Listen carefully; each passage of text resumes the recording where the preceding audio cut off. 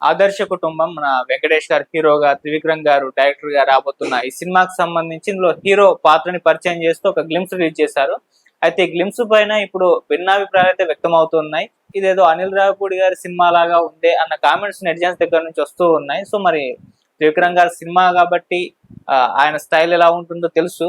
మరి ఇది అనిల్ రావిపూడి గారి పోలికలు ఎందుకు ఉన్నాయని ఒక డౌట్ అయితే కనిపిస్తున్నాయి. సో నిజంగా అలా ఉన్నాయా లేదా, అసలు ఈ సినిమా సంబంధించి ఆ గ్లిమ్స్ లో అసలు ఏముంది, అది ఎవరి సినిమాకి సంబంధించి తరహా ఉందని ఒకసారి డిస్కస్ చేయడానికి ప్రజెంట్ మనతో పాటు సీనియర్ ఫిల్మ్ జర్నలిస్ట్ అప్పాజీ గారు ఉన్నారు. వారిని అడిగి చూసిన ప్రయత్నం చేద్దాం. నమస్కారం సార్. నమస్తే ఆదిత్య. సార్, ఆ గ్లిమ్స్ చూసాక చాలా మంది ఇదే పోస్టులు పెడుతున్నారు. అంటే ఏదో అనిల్ రావిపూడి తరహా కామెడీ కనిపించింది, ఆ క్విన్స్ కామెడీ కనిపించింది, మనకు మాటల మాంత్రికుడు త్రివిక్రమ్ శ్రీనివాస్ గారి దగ్గర నుంచి వచ్చిన సినిమా లాగా లేదన్న కామెంట్స్ అయితే వినిపించాయి. మీకు ఎలా అనిపించింది సార్ అది? అంటే అందులో అనిల్ రావిపూడి మార్క్ ఉందని నాకు అనిపించలేదు. అంటే త్రివిక్రమ్ సినిమాలో అంతకుముందు ఆయన తీసిన సినిమాల్లో చాలా సినిమాల్లో హాస్యానికి పెద్దపీట వేసిన ఇది ఉంటది. అతడిలో గాని జలుబు తలనొప్పి ఒళ్ళు నొప్పుల నుంచి ఉపశమనం శాస్త్రి బామ్. జలుబు తలనొప్పి ఒళ్ళు నొప్పుల నుండి ఉపశమనం శాస్త్రి బామ్ ఇప్పుడు ₹5 ప్యాక్ లో కూడా. జల్సాలో గాని అత్తారింటి దారేది గాని ఇలాగ అన్ని సినిమాల్లో కూడా ఆయన హాస్యానికి పెద్దపీట వేస్తాడు. చాలా అదే అలాగే ఆయన అంతకుముందు రచయితగా చేసిన సినిమాలు, అవును, ఒక మన్మధుడు కావచ్చు, నువ్వు నాకు నచ్చావు కావచ్చు, ఇటువంటి సినిమాల్లో కూడా బీభత్సం అనేటువంటి హాస్యం ఉంటది కదా. మల్లీశ్వరి ఇటువంటి సినిమాల్లో అందువల్ల ఇప్పుడు అనిల్ రావిపూడిని ఇమిటేట్ చేస్తూ త్రివిక్రమ్ ఈ సినిమా తీస్తున్నాడేమో అని అనుకోవడానికి అసలు ఆస్కారం లేదని నేను అనుకున్నాను. ఓకే. అండ్ సార్, ఇప్పుడు వీళ్ళ కాంబినేషన్ సెట్ అవ్వగానే చాలా మంది నువ్వు నాకు నచ్చావు, మల్లీశ్వరి ఈ తరహా సినిమాలు ఎక్స్పెక్ట్ చేశారు. అవును, అలా ఉంటుందేమో అని భావించారు. ఈ గ్లిమ్స్ చూస్తే అంటే ఆ కామెడీ సీక్వెన్స్ కొద్దిగా కూడా దాన్ని మ్యాచ్ చేయలేకపోయింది. ఇది మళ్ళీ కూడా ఇది ఈయన కామెడీ తరహా సినిమాలు అనిల్ రావిపూడి గారు ఉంటాయి కదా, అలా చాలా మందికి భ్రమ అయితే కలిగింది సార్. మరి అలా మీకేలా అనిపించింది? లేదు, నాకైతే త్రివిక్రమ్ మార్కే కనిపించింది. కాకపోతే ఇప్పుడు ఈ మధ్య కాలంలో అనిల్ రావిపూడి వరుసగా విజయాలు సాధిస్తుండడం, ఆ సినిమాలు ఎక్కువ హైలైట్ అవ్వడం, దానివల్ల ఏమైనా కొంతమంది కంపేర్ చేస్తున్నారేమో కానీ అంటే చెప్పాను కదా, త్రివిక్రమ్లోనే ఒక మంచి అతని సినిమాల్లో కొన్ని సీన్స్ కానీ, అతను మామూలుగా స్టేజ్ మీద మాట్లాడిన మాటలు కూడా మనం సోషల్ మీడియాలో విపరీతంగా వైరల్ అవ్వడం, మీమ్స్ లాగా మనం ఉండడం అన్ని చూస్తున్నాం. కాబట్టి అనిల్ రావిపూడిని ఇమిటేట్ చేయాల్సినటువంటి ఇది ఉందని నేను త్రివిక్రమ్ అనుకోవట్లేదు. లేదు, ట్రెండ్ ని ఫాలో అవ్వడం తప్పేం కాదు కదా కదా. ఇప్పుడు దీనికి ఆడియన్స్ బాగా ఎక్కువ ఇది ఇంట్రెస్ట్ చూపిస్తున్నారు, ఈ తరహా సినిమాలని ఎక్కువ ఆదరిస్తున్నారు అన్నట్లు ఆ తరహాలో వెళ్ళడాన్ని కూడా మనం తప్పు పట్టలేం కదా. అలానే ఆ చిన్న గ్లిమ్స్ లో మొత్తం మనం దీన్ని జడ్జ్ చేసేలేం కదా. అవును. సో అదన్నా. ఓకే సార్, మరి ఇలా కాంబినేషన్ సెట్ అయింది. సో ఫస్ట్ త్రివిక్రమ్ గారు డైరెక్టర్ గా, వెంకటేష్ గారు హీరోగా రాబోతుంది సినిమా. అంతకుముందు డైరెక్టర్ రైటర్ గా, స్క్రిప్ట్ రైటర్ గా వర్క్ చేస్తారు. కానీ ఫస్ట్ సినిమా మరి ఎలా ఉంటుంది? ఆ పాత సినిమాల్ని మళ్ళీ గుర్తుకు వేస్తారా సార్? అంటే ఇప్పుడు అతని టైటిల్లోనే చూడు, ఆదర్శ కుటుంబం, అది ఒక మంచి ఫ్యామిలీ ఎమోషన్స్, ఫ్యామిలీ డ్రామా లాగుండే ఒక మంచి టైటిల్ పెట్టి దానికి మళ్ళీ AK-47 అని పెట్టి, ఇంటి నెంబర్ 47 పెట్టి AK-47 అందులోనే ఆ చిన్న ఇది తెలుస్తుంది కదా, చిలిపితనం కానీ లేకపోతే ఇది. పైగా వీళ్ళిద్దరి కాంబినేషన్ లో డెఫినెట్ గా ఆ తరహా సినిమాలు వీళ్ళిద్దరు, అంటే రైటర్ గా వెంకటేష్ తో త్రివిక్రమ్ అసోసియేట్ అయినప్పుడు ఎటువంటి సినిమాలు వచ్చాయో అటువంటి సినిమానే కదా వాళ్ళు ఎక్స్పెక్ట్ చేసేది కదా. వెంకటేష్ త్రివిక్రమ్ ఫస్ట్ టైం కలయికలో, వాళ్ళిద్దరి మొదటి కలయికలో సినిమా వస్తుందంటే ఒక మంచి ఫ్యామిలీ ఎంటర్టైనర్ నే ఎక్స్పెక్ట్ చేస్తారు కదా. Complete out and out action సినిమానో లేకపోతే మరొకటి ఎక్స్పెక్ట్ చేయరు కదా. పైగా ఆయన ఇప్పుడు యాక్షన్ సినిమాలను కూడా ఒక చూస్తే జులాయి కానీ ఇటువంటి సినిమాల్లో, జల్సా కానీ ఇటువంటి సినిమాల్లో యాక్షన్ తో పాటు తనదైన ఒక ఎంటర్టైనింగ్ ఇది ఉంటది.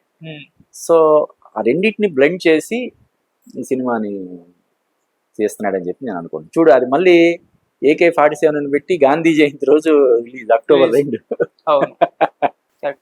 ఆయన సెంటిమెంట్స్ కాస్త ఫాలో అవుతూ ఉంటారు సార్. ఆ, మళ్ళీ ఇక్కడ సినిమా టైటిల్ చూసుకుంటే సార్ ఆ సెంటిమెంట్ ఆయన బాగా ఫాలో అవుతూ ఉంటారు. అవును. అతడు అజ్ఞాతవాసి, అరవింద సమేత, అలా అదే వైకుంఠపురంలో అజ్ఞాతవాసి ఒక్కటే డిసప్పాయింట్ disappoint చేసింది, చేసింది. మిగతావన్నీ కూడా వర్కౌట్ అయ్యాయి. అలవైకుంఠపురంలో, అరవింద సమేత, ఇవన్నీ కూడా ఆ, ఆ, ఆ.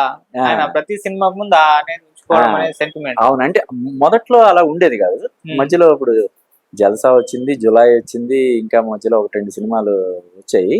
కానీ ఎక్కువగా ఇప్పుడు కె విశ్వనాథ్ కూడా అంతకుముందు ఆయనకి ఒక సెంటిమెంట్, అంటే ఎక్కువ సినిమాలు ఆయనది సాతోటి, శంకరాభరణం కావచ్చు, స్వాతి ముత్యం, శుభ సంకల్పం, సాగర సంగమం, ఓకే. ఇలాగా ఉండేది ఆయనకి. ఇప్పుడు ఈయన ఆ సెంటిమెంట్ ని ఫాలో అవుతున్నాడు, ఓకే. అందువల్ల కూడా ఈ సినిమాకి ఎక్కువగా ఇది ఉందని చెప్పొచ్చు. ఓకే. అండ్ సార్ మనం గ్లిమ్స్ చూసుకుంటూ వస్తే సార్ వెంకటేష్ గారు ఫాదర్ గా, శ్రీనిధి శెట్టి డాక్టర్ గా కనిపిస్తుంది. సో ఇలా కాంబినేషన్ అంటే ఇప్పటికే చాలా మంది ఆడియన్స్ వెంకటేష్ గారికి వయసు అయిపోలేదు, ఆయన ఇంకా యంగ్ గానే ఉన్నారన్న ఫీలింగ్ లో ఉన్నారు. సో ఒకసారి ఫాదర్ అండ్ డాక్టర్ పెట్టేసరికి కొద్దిగా షాక్ గురయ్యారు. మీకు ఎలా అనిపించింది సార్ ఆ కాంబినేషన్? అంటే అది స్క్రీన్ ప్లేలో ఎటువంటి మ్యాజిక్ చేయబోతున్నాడు అన్నది మనం చూడాలి. అంటే జస్ట్ చిన్న గ్లిమ్స్ ద్వారా మొత్తం మనం సబ్జెక్ట్ ని కానీ లేదంటే క్యారెక్టరైజేషన్ కానీ మనం అంచనా వేయలేం కాబట్టి దాన్ని ఎలాగా, అంటే డ్యూయల్ రోలా లేకపోతే ఏంటి, ఇవన్నీ మనం చూడాల్సింది. అక్కడ ఆయన అంతకుముందు సినిమా సంక్రాంతికి వస్తున్నాం సినిమా బ్లాక్ బస్టర్ విజయం సాధించింది, ఇండస్ట్రీ గా అప్పుడు నిలిచింది. ఆ తర్వాత మనశంకర్ ప్రసాద్ గారిలో కూడా ఆయన ఒక కీలక రోల్ చేశారు. సో ఇలా మంచి ఊపు మీద వెంకటేష్ గారు ఉన్నారు. సో ఇది కూడా అటువంటి ఒక ఫ్యామిలీ ఎంటర్టైనర్ కాబట్టి, సో ఇప్పుడు ఆ సినిమాలను మించిన వసూలు ఇప్పుడు మనశంకర్ ప్రసాద్ ఆల్మోస్ట్ 300+ రాబట్టింది. సో ఆ రేంజ్ వరకు ఈ సినిమా కూడా వెళ్తుందా, మరొక బెంచ్ మార్క్ క్రియేట్ చేస్తుందా సార్? అంటే డెఫినెట్ గా వెంకటేష్ అయితే ఇప్పుడు తన కెరీర్ బెస్ట్ ఫేజ్ అని చెప్పొచ్చు. అవును. అంతకు ముందు వరకు అంటే సంక్రాంతికి వస్తున్న ముందు వరకు వెంకటేష్ ఒకటైతే, ఆ సినిమా తర్వాత మొత్తం మారిపోయింది, గ్రాఫ్ అంతా మారిపోయింది కదా. అంతకుముందు ఆయన నెట్ఫ్లిక్స్ లో చేసినటువంటి వెబ్ సిరీస్ కూడా కొంచెం బాగా కాంట్రవర్సీ అవ్వడం, ఇవన్నీ చేసి బాగా విమర్శలు వచ్చాయి. కానీ ఈ సంక్రాంతికి వస్తున్న సినిమా తర్వాత మొత్తం ఆయన కెరీరే మొత్తం ఇదే అయిపోయింది. ఇప్పుడు అంటే ఎప్పుడు ఆయన కెరీర్ లో అంతకుముందు ఎప్పుడు లేనంత క్రేజ్ ఇప్పుడు వచ్చింది కదా. ఈవెన్ మనశంకర వరప్రసాద్ సినిమాలో కూడా ఆయన ప్రజెన్స్ ఆ సినిమా విజయంలో కీలక పాత్ర పోషించింది. అయితే మరీ అంటే సంక్రాంతికి వస్తున్న రేంజ్ లోనో లేదంటే మనశంకర వరప్రసాద్ ఆ రేంజ్ లో ఎక్స్పెక్ట్ చేస్తుందా అంటే మనం ఇప్పుడే చెప్పలేము. బట్ ఇప్పుడు త్రివిక్రమ్ చూస్తే మరి అలవైకుంఠపురంలో సినిమా తోటి ఎక్కడికో ఆయన కలెక్షన్స్ పరంగా నాన్ బాహుబలి రికార్డ్స్ అన్నిటినీ బ్రేక్ చేసిన ట్రాక్ రికార్డ్ ఉంది కాబట్టి త్రివిక్రమ్ కి, అంటే ఏం లేదు అంతకు ముందు చూస్తే ఆదిత్య ఎక్కువ రికార్డు బ్రేక్ అవ్వాలన్నా, బ్లాక్ బస్టర్ అవ్వాలన్నా, action out and out action entertainers కి మాత్రమే అది సాధ్యమయ్యేది. ఓకే. ఒక ఇంద్ర, ఒక సమరసింహారెడ్డి, ఒక నరసింహనాయుడు, ఇలాగా కంప్లీట్ యాక్షన్ ఓరియంట్. ఇంకా వెనక్కి వెళ్తే మనం పాతాళ భైరవి, ఇలాగా యాక్షన్ సినిమాలకు మాత్రమే అంత స్కోప్ ఉండేది. మనం హిందీలో చూసినా కూడా ఒక షోలే, ఇటువంటి సినిమాలు. కానీ ఇప్పుడు ఏంటిది హాస్య ప్రధానమైనటువంటి సినిమాలు, అవుట్ అండ్ అవుట్ కామెడీ సినిమాలు కూడా ఆ రేంజ్ వసూళ్లు మనం సాధించడం మనం చూస్తున్నాం. ఇప్పుడు మనశంకర వరప్రసాద్ యాక్షన్ ఏం కాదు కదండి కదా, అలాగే సంక్రాంతికి వస్తున్నా కూడా యాక్షన్ సినిమా ఏం కాదు కదా. కాబట్టి ఇప్పుడు ఈ సినిమా ఆదర్శ కుటుంబం సినిమా ఏ మాత్రం బాగున్నా డెఫినెట్ గా అది కూడా 300 కోట్లు వసూళ్లు సునాయాసంగా సాధించగలుగుతుంది. మళ్ళీ పండగ టైం అది ఆదర్శ కుటుంబం అవును దసరా టైం కాబట్టి దసరాకి దాదాపుగా 10-15 రోజులు సెలవులు ఉంటాయి. ఇప్పుడు పైగా ఇప్పుడు ప్రమోషన్స్ పరంగా కూడా ఇప్పుడు అందరూ కొత్త దీన్ని పందాలో వెళ్తున్నారు. అప్పుడు త్రివిక్రమ్ కూడా ఆ పందాలో వెళ్లాల్సిందే కాబట్టి డెఫినెట్ గా ఈ సినిమా కూడా ఆ రేంజ్ లో విజయం సాధించడానికి అయితే అవకాశాలు ఉన్నాయి. బట్ చూడాలి సార్. ఇది త్రివిక్రమ్ గారికి చాలా ఇంపార్టెంట్ సినిమాగా చెప్పుకోవచ్చు సార్. ఎందుకంటే గుంటూరు కారం డిసప్పాయింట్ చేసిన తర్వాత చాలా గ్యాప్ తీసుకున్నారు.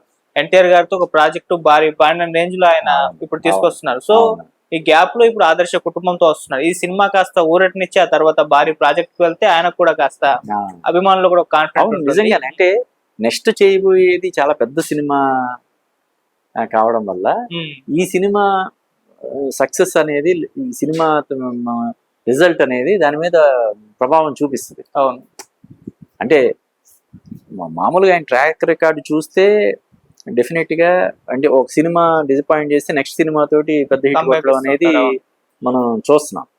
కాబట్టి గుంటూరు గారు ఆశించిన స్థాయిలో విజయం సాధించలేదు కాబట్టి ఈ సినిమా డెఫినెట్ గా ఒక రేంజ్ లో ఉంటుందని మనం ఎక్స్పెక్ట్ చేయొచ్చు. దీని తర్వాత మళ్ళీ ఎన్టీఆర్ తో ఆయన అవును. చేస్తున్నాడు కాబట్టి అంటే పనిగట్టుకొని ఈ సినిమా లైట్ గా తీసుకొని చేద్దామని ఎవరు అనుకోరు. అనుకోరు. ఎందుకంటే ఇప్పుడు సినిమా అనేది ఇప్పుడు 100 కోట్ల వ్యవహారం అయిపోయింది కదా. లైట్ గా ఈ సినిమా మామూలుగా చేసి నెక్స్ట్ సినిమా మీద మనం ఫోకస్ పెడదాంలే అన్న లేదు. పైగా వెంకటేష్ సినిమా అంటే వెనకాల సురేష్ బాబు వాళ్ళు ఉంటారు. వాళ్ళు ఏదో స్క్రిప్ట్ మామూలుగా ఉండాలి సరే వెంకటేష్ కొంచెం ఈ 2 నెలల డేట్స్ 3 నెలల డేట్స్ ఎందుకులే ఖాళీగా ఉండడం ఇచ్చేద్దామనే బాపత కూడా కాదు. వాళ్ళు జాగ్రత్తగా అన్ని రకాలుగా సాటిస్ఫై అయితేనే వాళ్ళు కూడా అసోసియేట్ అవుతారు. కాబట్టి ఈ సినిమా ఖచ్చితంగా విజయం సాధించడానికి అవకాశాలు చాలా ఎక్కువ ఉన్నాయని నేను భావిస్తున్నాను. Thank you so much. Thank you Aditya. ఒక వీడియో పంపించాను చూడు. అలాగా? ఏఐలో చేశాను, నువ్వు తాత ఉన్నట్టు. కాలం మారుతుంది, టెక్నాలజీ మారుతుంది, కానీ ప్రేమ ఆప్యాయత శాస్త్రీ బామ్ ఎన్నటికీ మారవు.